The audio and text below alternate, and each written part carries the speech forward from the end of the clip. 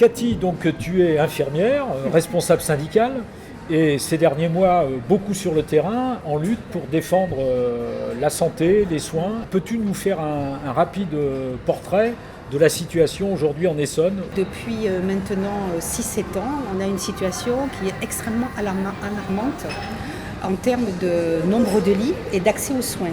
Les hôpitaux de Longjumeau, de Juvisy et d'Orsay qui vont être fermés pour une reconstruction sur un hôpital sur le plateau de Saclay. Mais ça va entraîner la suppression de 800 lits, donc qui n'est pas du tout l'équivalent de ce qu'on avait avec les 3 hôpitaux.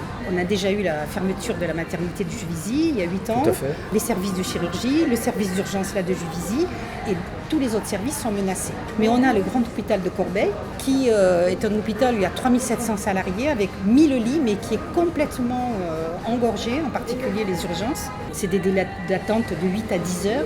On n'a pas assez de lits pour accueillir les patients. Sur Saint-Michel, on a 14 médecins généralistes. Ça fait à peu près un médecin pour 1500 habitants. C'est pas beaucoup. Tous les nouveaux habitants, quand ils arrivent, ne trouvent pas de médecin traitant. Et pour les médecins, les spécialistes, qu'on appelle les spécialistes, les gynécologues, les pédiatres, les psychiatres, les ophtalmos, si on prend la situation de Saint-Michel, on n'a qu'une gynécologue qui va partir à la retraite bientôt. On n'a pas de pédiatre.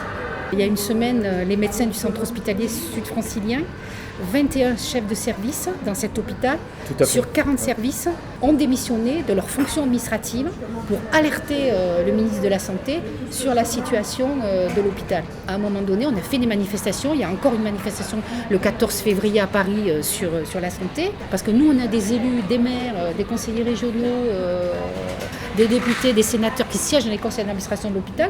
Qu'est-ce qu'ils font? Il est important pour moi que les élus passent de la parole aux actes. Tu l'as vécu dans des conseils d'administration, etc.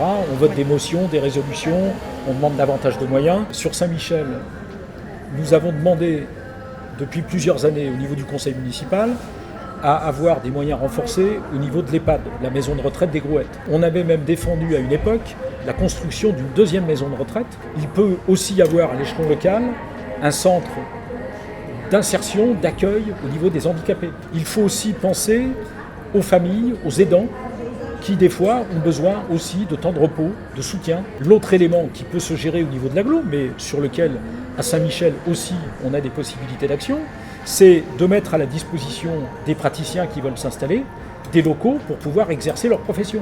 Il y a eu un travail conséquent de fait en termes de diagnostic, on connaît la situation. Saint-Michel-sur-Orge la ville de Saint-Michel-sur-Orge a dû interpeller l'agence régionale de la santé sur ces problématiques il y a 1 an.